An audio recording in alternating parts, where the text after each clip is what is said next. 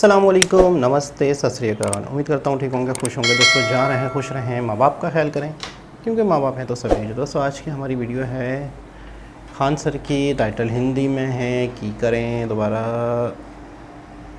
Action. ताज hotel में आके मासूमों को गोली मार दोगे। नसीब ठीक था उसका कि उस समय मनमोहन सिंह थे, नहीं तो इनके समय मार के चले थे ताज होटल, कराची उड़ा देता ये आदमी। खान सर कौन है? हम वेट करते हैं किसी दिन सामने से पाकिस्तानी पूछे। फ्रांस सब मोदी जी के दोस्त हैं सभी को, और इसी पर हम एक बार वीडियो बनाए थे ना, तो सब बवाल हो गया था सब। यहाँ पे 2021 में पाकिस्तान वालों ने ना संसद में प्रस्ताव पारित किया कि पाकिस्तान फ्रांस का इतना विरोध करता है कि उसके राजदूत को पाकिस्तान से बाहर करो। उसके लोकसभा से पास हो गया, राज्यसभा से पास हो गया, और कहा गया, आदेश दिया गया पुलिस डिपार्टमेंट को कि फ्रांस के दूत को पाकिस्तान से बाहर करो। पुलिस गई बाहर करने, तो पता चला फ्रांस का राजदूत नहीं बैठता है यहाँ।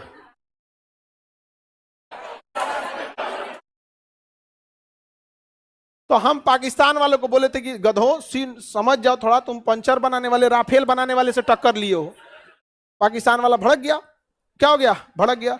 तो उसने कुछ ऐसे बोलने लगा कि ये कौन है खान, हम लोग पाकिस्तान वालों से इतना खिलाफ क्यों बोलता है, ये है वो है।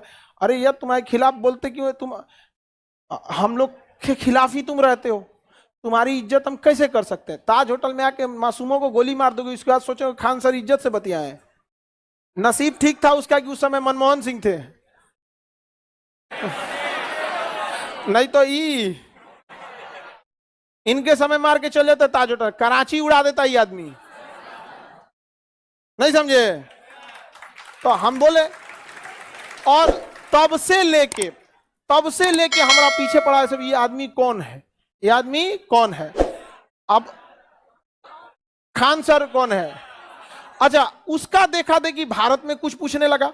तो भारत के लोगों से मर्यादा में बात करना होता है कि देखिए, हम वेट करते हैं किसी दिन सामने से पाकिस्तानी पूछे, उस दिन जवाब देंगे बाप है तुमरे।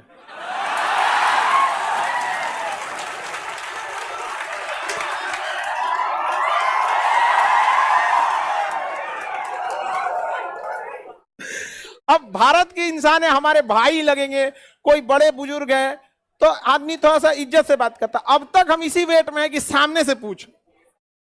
बस जिस दिन वो सामने से पूछेगा, अपने मन का भड़ास निकाल लेंगे सब, कान से खून फेंक देगा वो। समझ में आ गया? नहीं आ गया यहाँ पे? उसके बाद वो कहेगा यार ये सब से दोस्ती नहीं करने लायक, हमें करना ही नहीं है। समझ में आ गया? नहीं आ गया? और तब उससे पहले भारत के लोग परेशान करके रखते हैं। अरे पहले एक बार वहां जवाब दे देने दो। नहीं समझे? गुस्सा लगता है हमको। और भारत में भेड़ चाल वालों की कमी है नहीं। हमसे पूछा वो वहां वाले, और यहाँ के लोगों ने कहा कि खान साहब भाई राफेल फ्रांस ने बनाया था। अच्छा देखिए इन पाकिस्तानियों को गधों की, पाकिस्तान फ्रांस से जहाज खरीदा था, राफेल नहीं खरीदा। राफेल से 30 साल पुराना मिराज जहाज खरीदा। मिराज अच्छे जहाज है, नो डाउट। कारगिल की लड़ाई में मिराज, नो डाउट मिराज बहुत अच्छा जहाज है। पंगा ले लिया किससे? फ्रांस से। कहा फ्रांस का बाइकआउट करो। जहाज जो होता है ना, 1400 घंटा उड़ने के बाद उसका इंजन काम करना खत्म है, उसकी लाइफ होती है, उसके बाद दूसरा। फ्रांस का जहाज का इंजन खत्म हो गया, तो गया फ्रांस से कहने कि इंजन चाहिए, इंजन। तो कहा अब बाइकआउट नहीं करोगे, बना लो। नहीं दिया इंजन।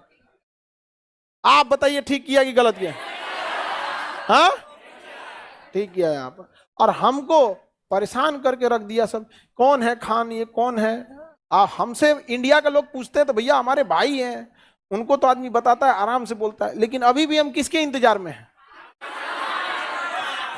छोटा मोटा टारगेट तो हम रखते नहीं है। समझ में आ गया कि नहीं? दुश्मनी ही लेनी है तो ये गांव मोहल्ला का लेगा, इंटरनेशनल नहीं समझ में आया? जिस आंधी में लोग के घर उजड़ जाएगा, उसमें हम लोग गमछा फैलाते हैं लोग। नहीं समझे? पाकिस्तान की सबसे बड़ी खुशनसीबी है कि बिहार बॉर्डर पे नहीं है।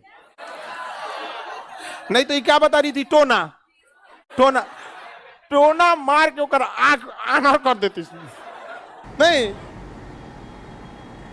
जी जनाब। अच्छा भाई, खान सर पाकिस्तान में भी बड़े वायरल हैं, बड़े फेमस हैं, और बड़े गुस्से में हैं, बड़े जज्बात में हैं कि मुझसे कोई फेस टू फेस पाकिस्तानी पूछे तो मैं बताऊं। तो कहीं ना कोई चीज़ें तो ऐसी हैं, कहीं ना कोई मामला तो ऐसे हैं, कहीं ना कहीं हिस्ट्री पास्ट हमारा ऐसा है जिसकी वजह से आज ये दूरियां हैं, ये परेशानियां हैं। और शायद कुछ लोगों को ऐसा भी लगता है या कुछ लोग ये भी सोचते होंगे कि शायद अब वो चीज़ नहीं रही कि एक सोच होती थी कि शायद ताल्लुकात अच्छे हों या मामलात सुधर जाएं या मामलात सेट हो जाएं या एक दूसरे के साथ अच्छे टर्म एंड कंडीशंस हो जाएं और दोनों देश अच्छी तरह ज़िंदगी गुजारें और आगे आगे बढ़ें। एक देश तो आगे बढ़ रहा है, बढ़ गया है और बढ़ता रहेगा। दूसरा देश जो है वो ना सिर्फ आगे बढ़ रहा है बल्कि पीछे बढ़ रहा है, बहुत पीछे जाता जा रहा है।